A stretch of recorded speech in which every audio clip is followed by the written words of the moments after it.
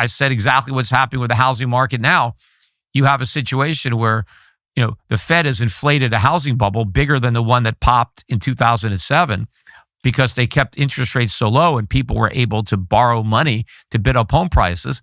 But now that mortgage rates are not rock bottom anymore, they're still not high. They're still low by historic standards. They're just not as low as they were, right? 7% mortgage is still pretty cheap.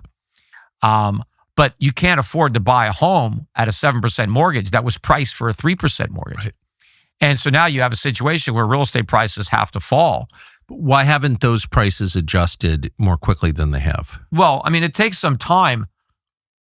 I think that's a mystery. It's a mystery. All of a sudden, no one can buy a house, but house prices are still high. Yeah. Well, what's happening is a lot of the people who own their homes and have these low mortgages, they don't feel any pressure to put them on the market. I mean, if they can get a high price, they'll sell.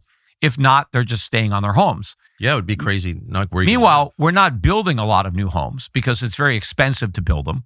And in fact, Trump has made them even more expensive with tariffs. So we have tariffs on lumber, we have tariffs on copper and steel and all the things that, need to build houses. Plus, we're chasing out all the workers. I think something like 20% of the people who work in construction are illegal, right? So if they're not here, so you're driving up. Well, that's just bullshit right there. What you said is bullshit. Well, We've got 50 million illegals in the United States, and they're all being paid, not all, but a lot of them are on the government subsidies. Yeah. So maybe if you took those away, they would go into the construction trades. You've got a lot of unemployed people who could build houses. Yes, but they're not going to take those jobs unless you pay them higher wages. I mean, that's the problem. So you're driving up the cost of building homes. So fewer homes are being built, right? Regardless of what you think of the immigration policy. No, but I'm just saying it's not a potential. We have all kinds of labor problems. No one can find labor, but it's not because there aren't enough people without work. There are a lot of people. No, there are a lot of people that should be working, but the government has given them an alternative. And right. So that is a huge problem.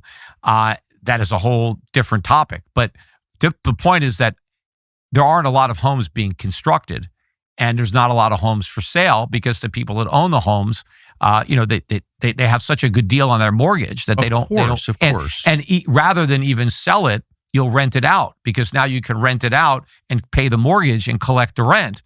And, you have a good spread there. Put it on Airbnb. Yeah. But eventually, right, people have to sell their houses for whatever reason. People die, people get divorced, people move. Houses are going to come on the market. And of course, eventually, people are going to lose their jobs. I mean, we're headed for a very severe recession. I think we've been in recession for years. It's just going to get a lot worse.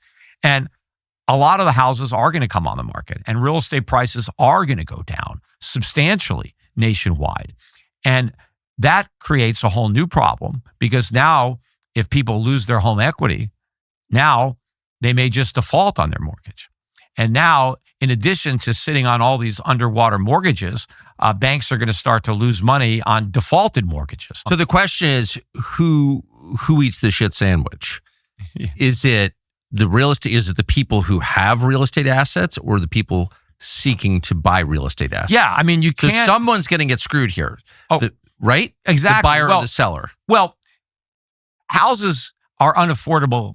People cannot afford to buy them. Right? So the solution is lower prices. But obviously, if you already own a house and that's your main asset, right, the last thing you want is lower home prices. Exactly. And so that is the problem. But the Fed created that problem by blowing up this bubble in the first place. If we'd never had the artificially low interest rates, and of course, the other problem was the government guaranteeing the mortgages, which enabled people to pay more for homes than they otherwise could have paid. Right. So all of these... Wait, can I just ask you a foundational question? Why did, you've referred a couple times to quantitative easing, the post-financial crisis, interest rates at zero, but that went on for 15 years or something. Why did that go on for so long? Because they were afraid to let rates go up because of all the debt that we had. They knew that if they let rates go up, it was going to be a problem. So they kicked the can down the road and they kept them low. But the point is that all of the money in housing, it doesn't make housing more affordable. It actually makes housing more expensive, right? Of course. Whenever the government comes in to try to help you pay for something, they actually make it more expensive. If you look at all the areas where the government is involved in a big way, which would be housing, healthcare, education, that's where prices have gone up the most, right? It's because the government gets involved and subsidizes it. Before the government got involved in education, college was not expensive, right? If you were upper middle class in the 1940s, 1950s, you could afford to send your kids to Ivy League schools. It was, wasn't that big a deal, right? If you were poor, like my father grew up poor, right? He wasn't dirt poor, but he was, he thought he was like upper, lower middle. But my father, he had 8 kids. And his mother didn't have a job, right? So even though my grandfather worked as a carpenter, he had a wife who didn't have a job, and he was able to support 8 kids. And they had a house, they had like a beach house, they had a car. I mean, they lived okay for, what he would consider, upper, lower class. Well, if they had a house and a beach house, by modern standards, they'd be rich. But they weren't back then. Right. I'm saying even having 8 kids, either you're Amish or you're rich. Yeah, nobody could afford 8. I mean, you got to be rich to afford 8 kids today. And of course, you could because your wife would have a job. My grandmother didn't work. And my grandfather came to this country without a penny. He didn't even speak English. He came here at about 12 or 13. No welfare, no food stamps, no government housing, just nothing. Just show up and, get a job. Where did they live? In New Haven, in Connecticut. He worked on building the Yale Bowl. It's like his first thing he did. But anyway, so my father didn't have any money for college. So he got a job in the summer, and that paid for all his college. He didn't graduate with any debt. He worked his way through college like a lot of his friends. That was common to do back then. There was no government loans. Nobody could get a loan to go to college. But because nobody can get a loan to go to college, the universities had to keep the cost down or they wouldn't have any customers. So there was a lot of free market pressure to keep tuition down. But what happened during the 1960s is the 18-year-olds got the vote, right? And once 18-year-olds could vote, politicians figured, well, how can we get these kids to vote for us? Oh, let's promise that they don't have to work their way through college anymore. You could just bum around Europe all summer. Go to Woodstock. And we'll arrange loans for you. You can loan money, you can borrow money, and just pay it back later when you get your job. And so they started all these government guaranteed loans. And then what happened? The colleges reacted to that by raising prices. Hey, the kids have all this money, right? Let's raise prices. And then they kept increasing how much the kids could borrow, and the colleges kept raising prices. And then they said, oh, well, let's have fancy gymnasiums. Let's have nicer dorms. Nobody cared how much anything cost because all the loans were coming in. And so the government got involved, and now college costs a fortune. Everybody has a degree, so it doesn't even mean anything anymore. And you graduate with a mortgage, right? The government caused tuition prices to skyrocket. The same thing with healthcare. May I ask a question about college loans? How did the lenders do in that arrangement? Well, the lenders did great because the government guaranteed all the loans. So the lenders didn't care if the kids could pay back the loans. Didn't matter what your major was, right? You could major in basket weaving. You could go to a college, where you take, you don't even know reading or math. I mean, they didn't care because the government guaranteed every loan. And so, in a free market, you couldn't borrow all this money because the banks would be worried about getting the money back. Why am I going to loan all this money to somebody who has no assets? But once the government comes in, then nobody cares, right? That's what happened. So the lenders got pretty rich on this, then. Of course. The lenders made a fortune and the universities made a fortune because they got to charge more for their product. Exactly. Right. It's the kids that get stuck with the bill. You get all these liberal, or I like to say liberal, but Democrat, radical left politicians that are now complaining about all the student loan debt. They're the reason it exists. Yeah. Without the government, there would be no student loan debt. Colleges would be a lot less expensive. And people, would work their way through like my dad did if they didn't come from an affluent family. But they did the same thing with healthcare. I mean, health insurance and healthcare is expensive because the government is so involved in it. And even if you look at where the government is not involved, like LASIK surgery, prices have come down for those procedures because the government doesn't pay for it. The government and the reason that we all have insurance, right? People have, insurance for everything now.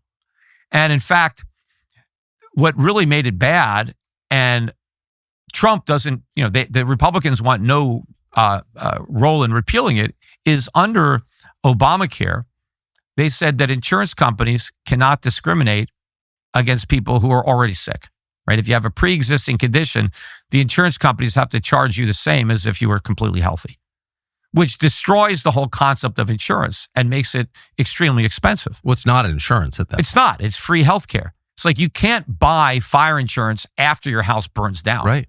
And if you could, nobody would buy fire insurance before it burns down. Well, no one would have a fire extinguisher either. Well, yeah. Why?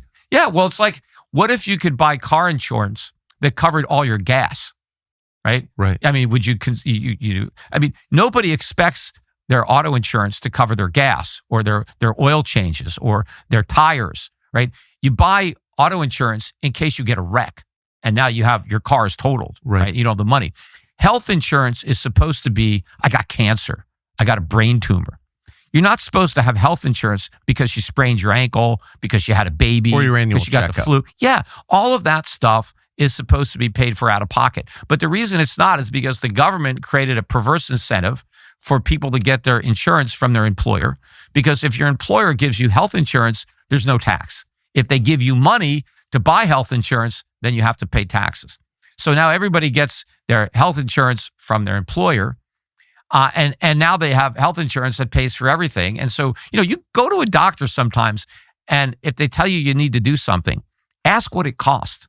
They're like, who the hell knows? Nobody knows what anything costs. Yeah. Because nobody cares. Because nobody's paying for it, right? The person that's paying for it isn't even in the room, right? You have the patient and the doctor, and neither one of them is knows what anything costs, because you got some third party that's paying the bill. So the entire system doesn't work, but it's all because government got involved, right? When government tries to make things more affordable, it makes them more expensive. The only way to make things cheaper is to let the free market do it, right? The free market is great at lowering costs and increasing quality. Well, 2026 is likely to be the year that some companies will find patriotism. They'll discover it. During the Biden years, corporate America thought hating our country was the thing to do, so they did it. Now that we're in a new era, they are coming back to reality. It's not real, though. It's a trick. They don't mean it at all. Black Rifle means it, and they've been doing it since day one. They're not just discovering patriotism. They were founded on the premise. As this country celebrates 250 years of existence, Black Rifle is brewing bold American roasted beans built for people who believe in the values that made America great. So kick off 2026 with roast made for patriots, not spectators. And for the new year, Black Rifle is launching cold brew coffee cans in just black and vanilla. Powerful, smooth, and made in America. Want something even more explosive? Try Grape X or Tiger Strike. Woo! Their new zero sugar energy drinks with 200 milligrams of caffeine. That's about half the output of a nuclear power plant. But it's clean energy for Americans who mean business. Visit blackrifle.com/Tucker. Use the code Tucker for 30% off. Or find Black Rifle at Walmart, Target, Kroger, wherever great products are sold. Black Rifle Coffee, veteran founded, America roasted. It's America's coffee. Thanks for watching our YouTube channel. We hope you'll subscribe to it. And by the way, you can hit the little bell on there and get notifications every time we produce a video. We hope you'll do that also.